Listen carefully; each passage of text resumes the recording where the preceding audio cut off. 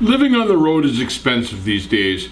Gone are the days of the $2 breakfast at truck stops. In this video, we've selected the top 5 categories for driver expenses. We're going to go through each category one by one, give you our best tips on how to save money, and some of our subscribers' best tips on how to save money as well. Sadly, cargo theft is an everyday occurrence in the trucking industry. AnyTrek has come up with an ingenious GPS tracking system for your trailers, hidden and built into a tail light for the trailer. It's easy to hook up, it's easy to track. Highly recommend AnyTrek. Category 5, entertainment. As a truck driver, you should be spending $0 on entertainment. There are all sorts of ways to occupy your time without spending money. Go for a walk, polish the aluminum on the truck, clean the truck, do some trip planning for tomorrow, settle back, watch a video in the bunk, or one of my personal favorites, just kick back with a good book.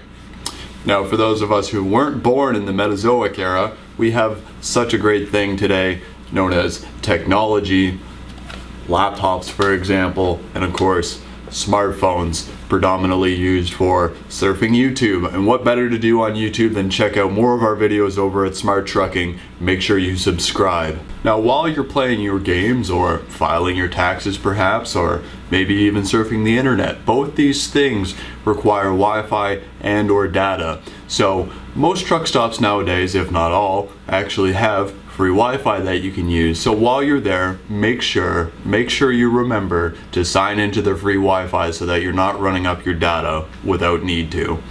Now, the second thing is, of course, you're not always going to be at a truck stop. You're going to be listening to podcasts maybe while driving on the road. You're going to be doing things away from the truck stop.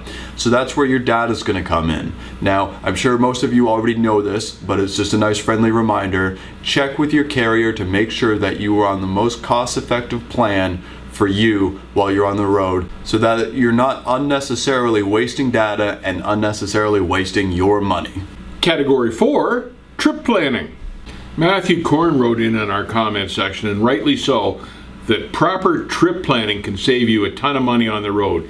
If you're more efficient with your trip plan, you can shorten the miles, you can shorten your time on the road.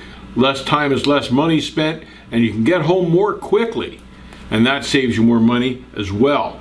A couple of the tools to save good money and do some trip planning: a proper truck GPS, not one that runs you through residential roads, and a good old-fashioned atlas. Now, for those of us who are a little bit more technologically friendly, don't forget there are plenty of paid and free apps that you can find on your laptop, your smartphone, that you're going to be able to use to help you trip plan. So the advantage to these are not only the fact that they're always current, but they can always give you locations that are in your local area at the time that are also going to help you save money, like Walmart's, Dollaramas, you name it, you can find it on these up-to-date real-time apps. Category 3, supplies.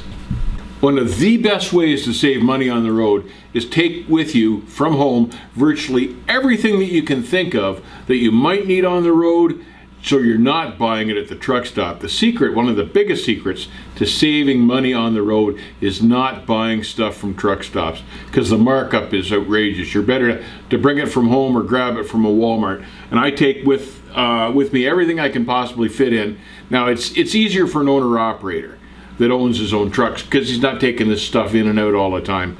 A little tougher for a company guy, but I like to carry an extra jug of windshield washer fluid, some extra paper towel, Windex of course, some hand cleaner, with electrical tape. I carry an extra pair of gloves, rubbing alcohol, and Band-Aids just in case I need them. Anything like that, Anacin, medical stuff that I might need, so I'm not buying it on the road. A flashlight, of course. And I always carry extra tools, a set of tools with me. Just a simple kit, because sometimes you can just patch stuff together or MacGyver it on the road, save yourself having to roll into the TA and pay to have that fixed. Category 2, cooking on the road. So here are a couple of examples of pieces of cooking equipment you could take with you in the truck. This is like a little crock pot. Plug that into your inverter. This is a little propane powered barbecue. and it's really handy. I used to like to do a lot of my own cooking on the road. Now, I was no great chef, but I'd carry a little charcoal barbecue in a stainless box I had underneath the trailer. And I'd land some place about 6 or 7 o'clock at night, get the barbecue going and throw on a steak and some tomatoes and cheese and stuff like that. It was way better than eating in the truck stop. It saved a lot of money, tasted better too. And I really enjoyed that. These days now, most trucks seem to come with power inverters or generators, refrigerators, that type of thing, and it makes it way easier to do your own cooking on the road. That's right. With this power inverter, you can actually plug in most standard household appliances into your truck nowadays. Microwaves, coffee makers, toasters, you name it, you can plug it in there. It's going to save you a ton of money in the long run if you can start to cook this stuff for yourself in your truck. Tom McGuire writes in, do all your own cooking. Induction plate, induction pot and pan, small electric or gas burner and a microwave oven, and you'll be set. And you'll save thousands over the course of the year. I actually found a really good comment myself from No Mario. He says, he's sure this is basic knowledge, but he insists that you get a power inverter, a 700 watt microwave, and a cooler to keep in your truck so that you can keep food in there. You'll save tons of money. It's not the healthiest food, but it's way better for him and cheaper than food from the truck stop. Category 1, food. Probably the biggest money you'll save is bringing your own groceries from home to make on the road and eat in the truck. We've got a spread of an example here. Don't forget though, as Kathy pointed out to me, you want to make sure you bring a can opener with you when you hit the road. Lots of bottled water, but you can save all sorts of money bringing your own groceries from home. If you do run low on groceries, there's Walmarts or Dollar Trees all over the countryside. You can slide in there, grab some more groceries and keep going. They've almost all got room for trucks. It'll save you a ton as compared to eating in the truck stops. Now, Joe Schmo writes in that one way to save on money on food on the road is to pick up some roadkill. Not something I'd recommend there, but I suppose it's always possible. There are 1,000 ways to save money on the road, and you've got plenty of time to think about different ways as you drive. It's important to do these days because everything costs money and it's all coming out of your pocket. Here are some extra money saving tips that we feel didn't really fit into any specific category but are still really important to keep in mind. If you're doing laundry on the road, bring your own laundry soap from home. Bring some Ziploc bags from home for multiple uses. Make sure you land in the truck stops early enough that you don't have to go for the paid parking spots later. Handy wipes to wash those dirty hands. Shop around. Use an app to find out who's got the cheapest fuel. You'll save money that way. Glass jars for leftover food from home and dry goods.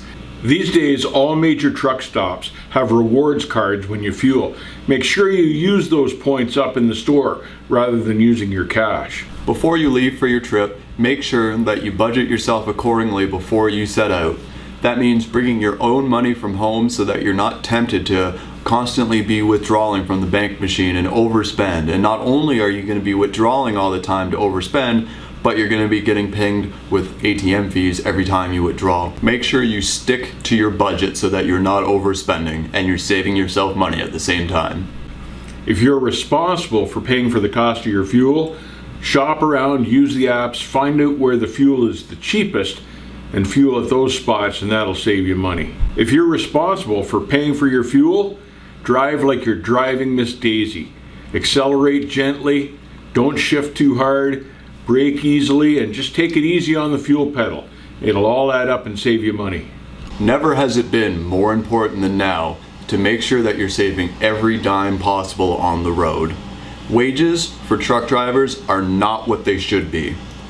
Dave, you know better than most how expensive it is, really, to be living on the road. That's right, Nick. Stuff is hugely expensive on the road. Best policy, not to buy anything in the truck stops if you can possibly avoid it. You've got to do these trips so you're profiting from the trip, not blowing half of it out in the truck stops. It's expensive out there. You've got to be careful with your money and live frugally.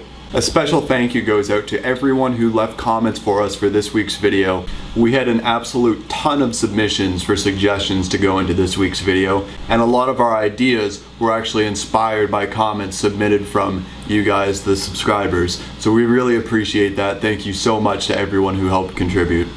A huge special shout out goes out to Joshua Darovitz for his insightful, well said, detailed comment that he left for us in our community tab. Joshua, we not only read your comment, but we appreciated everything that you had to say within it. We agreed with all the points that you had to make, and I'm sure you noticed that a lot of our ideas or tips were actually similar, if not exact, to what you had to say in your own comment. So Joshua, we're so appreciative that you enjoy the content on our channel. We hope this little shout out was worth the time and effort that you put into your comment. So once again, thank you so much. Stay safe, Keep the rubber side down. and we'll see you on the back haul.